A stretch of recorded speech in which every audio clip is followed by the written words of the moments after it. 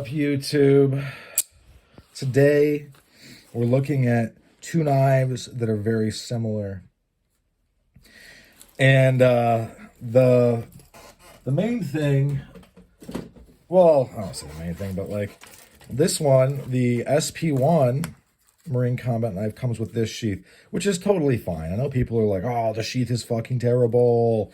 The sheath is actually not that bad, guys. That is a vast overstatement of what is actually happening. Cheers. This one comes with this sheath. That's not the sheath I'm going to use. I am going to see if I can fit this guy, and I bet I can, in this sheath. Jesus. See, the issue that I run into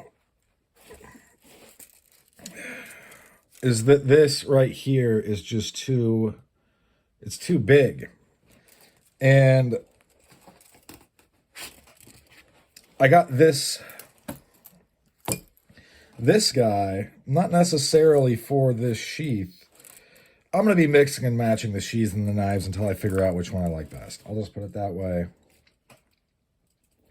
It's a much simpler way to put things, but I'm honestly probably going to continue to use this sheath. I don't think there's anything wrong with this sheath. I know people are like, oh, the sheath is so terrible. But in reality, the sheath is not that bad. And people claiming otherwise are just wrong. Beyond that, we're going to look at it. We're going to look at them like this. I mean, these are very similar. This has a powder coat that is kind of gross. It's actually more or less repulsive. Man, that is gross. The powder coat is really the crime against humanity. And this has this latex paint, which people don't like, but is much less disgusting to me. They also differ in the handle portions, obviously.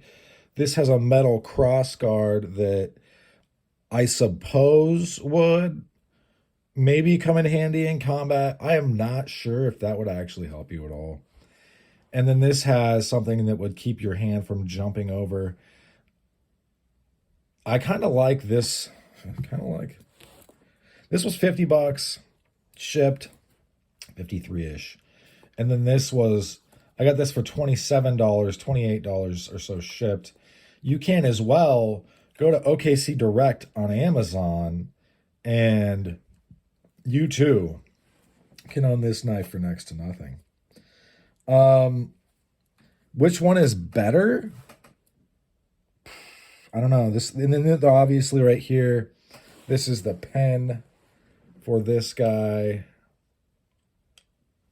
The pen that goes through the rat tail.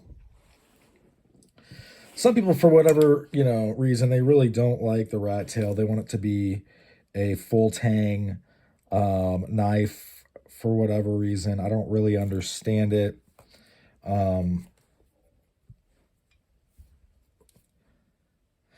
And other people are like, oh, this rotates in my hand. This rotates in my hand.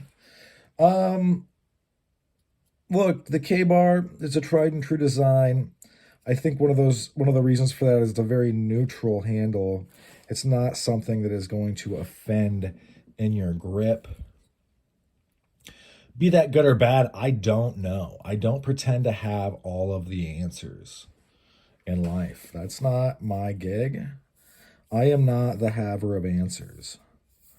I'm just not. Man, this powder coat is just gross. Definitely won't be using this to eat. Not that I would anyway. I don't, I'm not one of those weird bushcraft people that like take off into the wilderness with just a single blade and they're like, I'm going to build everything with this. And I'm going to prepare my food and I'm going to gut an animal. Like, dude, what? Man, I'm really appreciating this finish a little bit more after touching the powder coat. The powder coat is not good. If you can get a hold of this, and you can right now for 27 bucks, I would urge you to do so. The sheath isn't that bad. It holds this fat handle very well, and it's going to retain it. I don't see this coming out without your knowledge.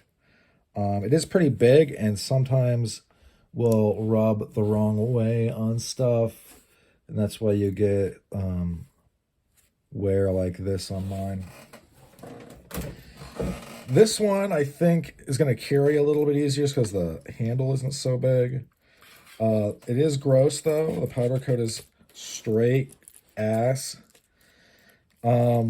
Will I take it off? I don't know. I don't know about that. But this thing does look very cool, does it not? It's looking good. All right. Thanks for sticking with me. It's been all she wrote. Have a good one.